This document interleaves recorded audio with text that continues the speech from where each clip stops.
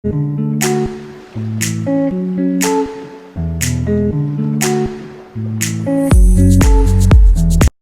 teman-teman, perkenalkan nama saya Veronica Angela. Saya dari Universitas Negeri Manado, Fakultas Ekonomi, jurusan akuntansi. Baiklah, dalam video ini saya akan membahas tentang materi akuntansi keperilakuan yang dalam judulnya, yaitu yang saya ambil dari beberapa makalah yang telah saya baca. Saya mengambil materi tentang pertimbangan dan pengambilan keputusan dalam akuntansi keperilakuan. Bicara soal pertimbangan keputusan dari individu seperti sebagai contoh investor, manajer, dan auditor.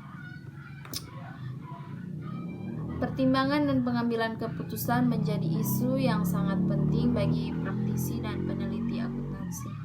Setiap orang pasti dapat membuat keputusan sendiri, baik itu keputusan bersifat krusial atau tidak.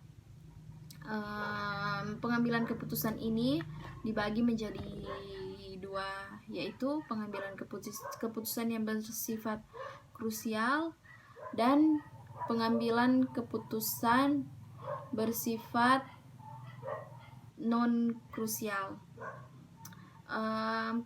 Keputusan krusial adalah keputusan yang mempunyai implikasi luas dan mempunyai spektrum dengan determinasi yang tinggi.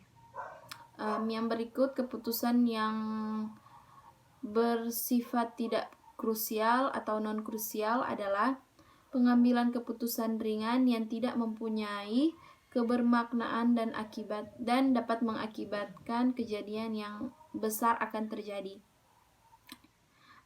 Model pengambilan keputusan dikembangkan atas dasar asumsi bahwa keputusan didasarkan dari rasionalitas. Model rasionalitas memandang pengambilan keputusan ini sebagai manusia rasional, di mana mereka selalu konsisten dalam membuat keputusan atau membuat pilihan pemaksimuman nilai di dalam lingkup keterbatasan tertentu. Setiap hari dan setiap saat kita dihadapkan pada pengambilan keputusan. Misalnya yang sebagai contoh, misalnya si Badu, seorang konsultan hukum dari 500 perusahaan, telah menunda mengambil suatu rekomendasi penting dalam pengambilan keputusannya. Perusahaan-perusahaan dihadapkan dengan tuntutan hukum sejumlah kelompok konsumen. Ketika perusahaan yakin bahwa mereka tidak bersalah, maka peradilan belum tentu berpendapat sama. Perusahaan diharapkan kehilangan 500 juta rupiah jika pendapat perusahaan ternyata tidak benar di pengadilan. Si Badu menilai 50% kesempatan akan kalah bila bersidang di pengadilan. Perusahaan telah memiliki pilihan penyelesaian di luar pengadilan dengan membayar 25 miliar rupiah untuk para pihak-pihak yang bersengketa. Dari cerita yang saya baru-baru jelaskan, dari cerita tersebut maka keputusan sangat penting dibuat setiap hari, namun ada kalanya pemahaman ini masih sangat terbatas diakui oleh para manajer dan para profesional. Memang penggunaan komputer pada saat ini dapat membantu dalam memasukkan data dan membuat keputusan sehari-hari. Namun demikian, komputer tidak dapat membuat keputusan yang mempertimbangkan nilai-nilai profesionalitas atau preferensi terhadap resiko. Komputer tidak mempunyai emosi atau kognisi seperti yang dipunyai oleh manusia. Oleh karena itu, pertimbangan aspek-aspek kemanusiaan sangat dibutuhkan. Kita dapat memberitahukan tingkatan yang harus dilakukan terhadap risiko yang diambil. Ini merupakan ranah pertimbangan nilai yang hakiki yang ada pada setiap individu manusia. Dari cerita yang tadi, paling sedikit ada 2 tipe bias yang mungkin mempengaruhi rekomendasi si Badu, yaitu yang pertama, sangat mungkin bahwa staf senior si Badu telah mempercayai kebenaran perusahaannya.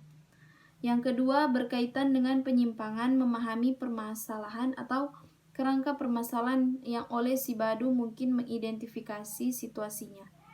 Yang pertama, menyelesaikan di luar peradilan dan menerima kekalahan 25 miliar rupiah.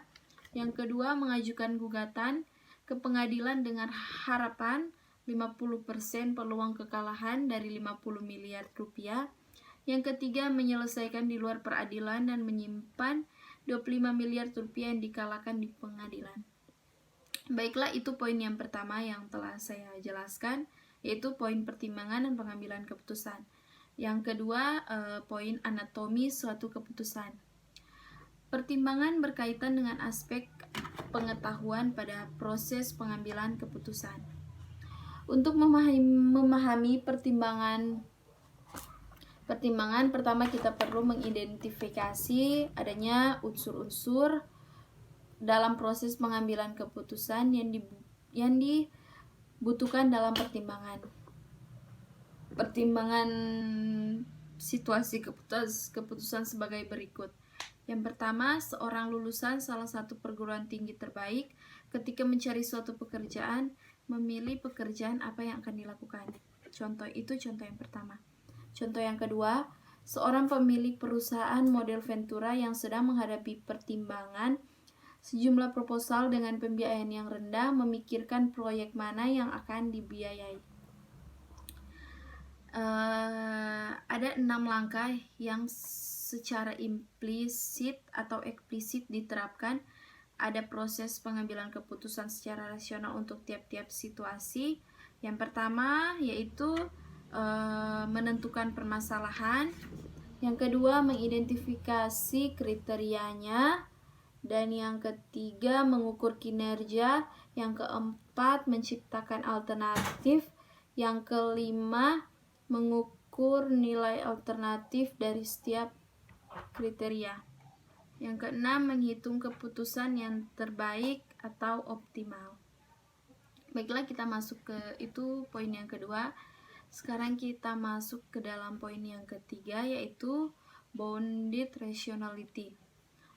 Dalam hal ini ada model rasional yang didasarkan pada sekumpulan asumsi yang menguraikan bagaimana keputusan seharusnya diambil dibandingkan dengan menguraikan bagaimana suatu keputusan dibuat. Pengetahuan pembuat keputusan sering kurang informasi penting terkait dengan definisi dan permasalahan. Lebih lanjut, pembuat keputusan bertahan hanya pada informasi yang terbatas. Akhirnya, keterbatasan kemampuan berpikir dan persepsi akan menghambat kemampuan pengambilan keputusan untuk secara tepat atau akurat memilih pilihan terbaik atas informasi yang tersedia.